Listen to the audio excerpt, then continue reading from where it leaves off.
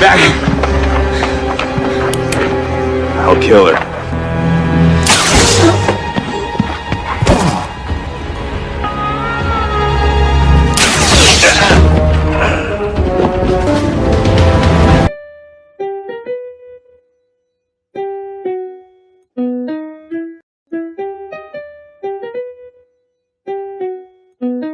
Hey everybody, welcome back. I hope you enjoyed that cold opening. I wanted to do it with the Bond films, with the barrel rolling across and then centering on him as he walks mid-screen, but I couldn't figure out how to do that, so I saw this cat pacing back and forth, and I thought, oh, okay, that's not the same, but at least it's movement. Dominic Keating, Malcolm Reed, he's secretly playing James Bond's Q on Enterprise, and make your jokes in the comments if you want about, haha, the 22nd century, this guy thinks Reed was Q. Fast forward to the 24th century, ta-da, John Delancey, Q. Yes, I know, totally different franchises, completely different characters. I'm just having fun exploring this concept. But look at it. If you go back and re-watch the episodes, it's all there.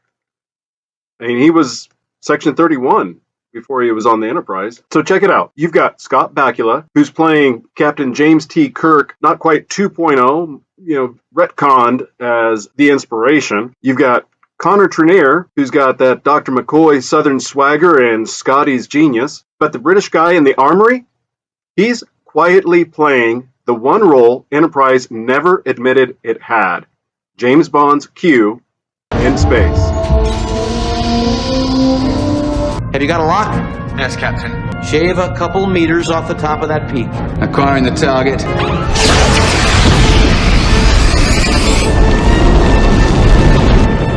I just asked for a little off the top. The accent. The attitude. Dominic Keating is London-born, RADA, R-A-D-A, that's Royal Academy of Dramatic Arts, trained. Sounds like he just stepped out of MI6 every time he says captain or yes sir. He's one syllable away from 007. The gadgets. Phase pistols with stun and kill settings. Classic Bond, Walther, PPK, toys and trinkets, dispatcher. This should reverse the polarity of any maglock within 100 meters. Once you've set the sequence, you'll have 5 seconds. One more thing. Our new weapons. They're called phase pistols. They have 2 settings, stun and kill. It will be best not to confuse them. With Julian Bashir's video, I demonstrated how he used the holosuite to be trained, that Felix was a code name for Felix Leiter, that Garrick was his handler. Well, Malcolm Reed began his career in Section 31. He didn't need to be trained in a holosuite. He already had the training. So, you want to go to Mars and you need my help. You know the situation. You're going to tell me how. What makes you think I even have that information? Because your section routinely thinks about the unthinkable. The grid was designed to function in the planet's original atmosphere, but terraforming's made the air much thicker. You can exploit that weakness. You still need to reach the surface undetected. That part's taken care of. Malcolm Reed, as played by Dominic Keating, is Star Trek's badass. He's an accomplished spy.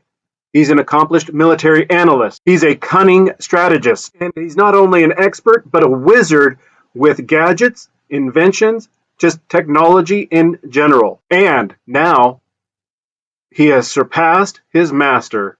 Without your help. The student has surpassed the teacher. One aspect that is severely overlooked, in my opinion, about Malcolm Reed, it's not always about brawn or superior technology with firepower. It's about being clever.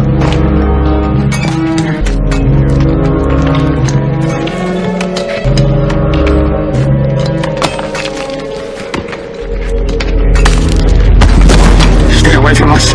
We have nothing you want, Captain.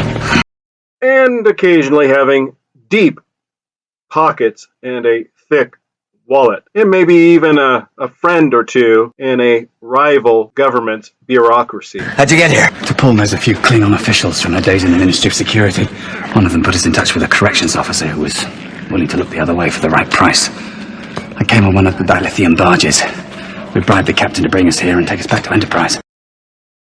As Malcolm Reed and Captain Archer are about to enter Crewman Daniels' quarters to retrieve the database, there's a short exchange in which Reed is expressing a disappointment in not being able to keep any discoveries made about the future. And this is going to segue into some serious speculation about Daniel, about the temporal ship relativity, the temporal Cold War, Reed, Bashir's friend Felix, and so much more. Well, if it is there, and it contains what he said it does, it could be invaluable to Starfleet.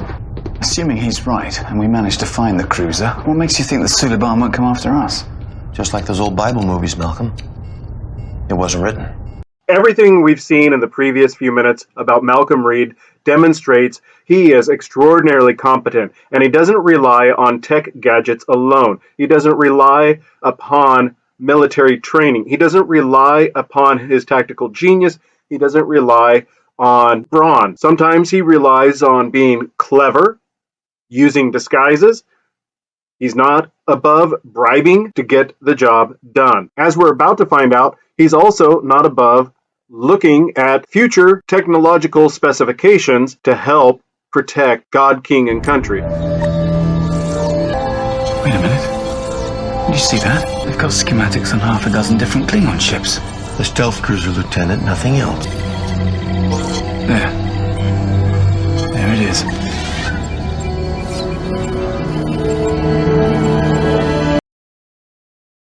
In the other video, you have Julian Bashir, who, since his genetic enhancement, was being shunted, groomed, trained indirectly by the likes of his friend Felix, possibly Felix Leiter, a time-traveling, franchise-jumping Black Ops extraordinaire, perhaps by Garrick, a former adversary intelligence operative, all in the realm of the holodeck, holosuite, living out spy fantasies to actual full-blown, Sloan-initiated Section 31 psychological operations within a holodeck. Now, you've got Lieutenant Malcolm Reed, Section 31 operative, now Armory and Tactical Officer on the Enterprise, who is 1 degree separated from Crewman Daniels, a temporal agent from the 31st century with full access to time travel technology. In my opinion, again, this is heavy speculation, it is not that far-fetched that Crewman Daniels, with the technology of what is available to him in the 31st century, it's not beyond the realm of possibility that he would have been capable of recruiting somebody of Malcolm Reed's skills, aptitudes, abilities, ingenuity, sheer genius, and natural skill as a clandestine temporal operator. As I said, this is sheer speculation, but when you consider the vastness of a franchise as Star Trek, and you look at certain themes that they tap into, Shuttlepod 1. Trip makes a reference to Superman in one of the cutscenes from Shockwave Part 1. Archer makes a reference to old Bible movies. And then throughout the series of Enterprise itself, they're in the galley eating popcorn, watching B-movie creature features. This is the same franchise which in The Next Generation clearly stated television as a medium died out in, another decade? 20 years at most? Movies aren't television, but you get where I'm going with this. It's not that impossible to look at it as far as a franchise that has leaned heavily into such a wide spectrum of change from the 22nd century to the 24th century that's covered a lot of espionage-themed storylines and story arcs. When you incorporate the temporal Cold War, and when you have somebody only 1 degree removed from the most notable temporal agent, that being Crewman Daniels, to me, it just seems natural that Daniels or somebody of his organization would recruit Reed at the appropriate time and possibly skip ahead 200 years and be certain to have somebody in place under the code name Felix to train Bashir. I'm not suggesting that Malcolm Reed became a time-traveling temporal espionage agent who then is using the alias Felix to create holosuite programs to train Julian Bashir. But now that I've said that, good luck getting it out of your head. Thanks for watching the video. Click like, subscribe, share, and add comments below and let me know how outlandish and crazy you thought this sounded.